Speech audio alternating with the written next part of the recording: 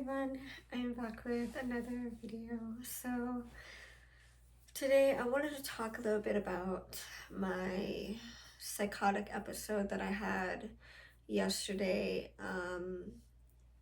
I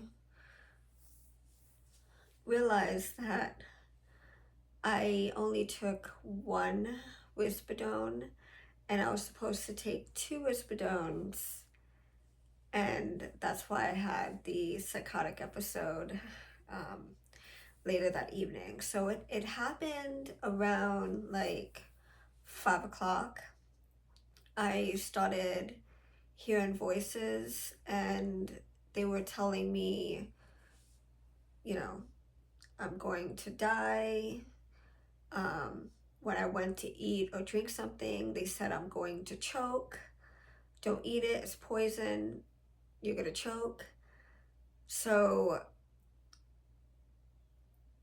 I was really going through it and I needed to distract myself. That's why I filmed a cleaning video when I did, and that's why I was repurposing some jewelry, and I thought I would do a little something just to stay active, because if I'm just sitting listening to the voices, it's going to drive me crazy. I can't sit and not do anything. When I'm stressed out or my mind is driving me crazy, I'm having intrusive thoughts, or I'm having a psychotic episode, I need to clean, I need to be active, I need to be doing something to keep my mind busy. And with that psychotic episode, I purchased a huge bead lot.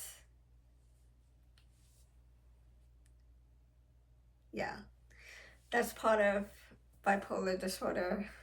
You have extravagant shopping sprees and you spend all your money at once on something that you really don't need, but at the time you feel good. You're like, oh, I want this, I really need it, I gotta have it, let me buy it. And then your money's gone and you're like, what have I done? Did I really need it? No. Do I have the room for it? Hell no. Is it coming? Hell yes. So that's where I'm at right now. Yeah, so when you're having a psychotic moment or you're manic, refrain from trying to shop. Even though it's hard, even though it's going to make you feel good at the moment, you need to really think about that purchase and what it's for before you make it, because you could be like me and buy 10 bead boxes of beads and you have nowhere to store it. But I did, and now I gotta figure out what am I gonna do with all these. Yeah.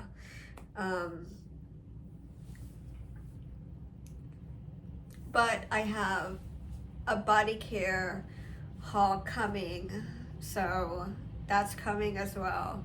I made sure that I bought my body care, so that's coming too. I really didn't need it, but I wanted it, and yeah.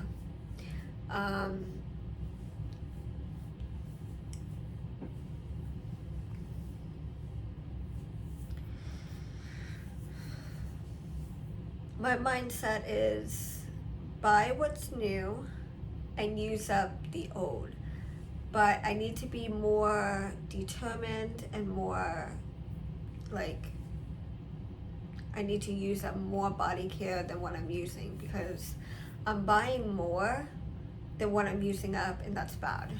So I cleaned my body care shelf because this morning I started having a sneeze fit and I started getting the sniffles. So I cleaned my body care shelf And as I was cleaning, I started to feel relief, and my stuffy nose started to go away. I wasn't coughing anymore.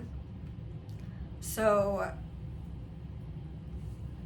as I was cleaning, I was finding relief in my allergies. So, which I really needed to get that done because it's been a while since I cleaned it, and I dread it because of the amount of body care that I have on the shelf and what I have to pull down at a time just to clean the shelf. It's a lot of work, and then it's a lot of like muscle, like it makes my arm sore after a while doing that. So, but it was needed, and I got that done. I did block the person that was bothering me and causing me problems in my life. I blocked him last night. So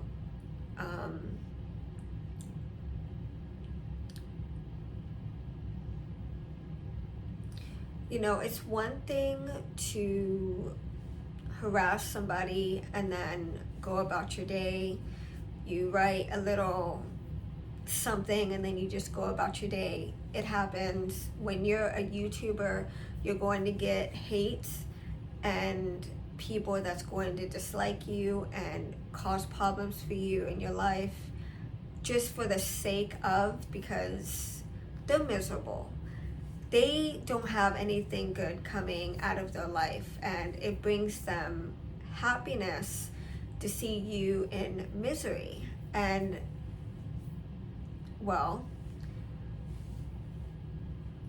when someone is having a bad moment, they're in grief, they're in pain, they're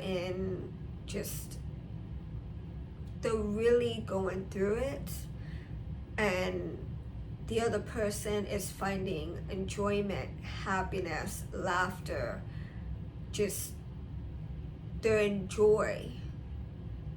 Watching someone else in misery and having a hard time, that's sick.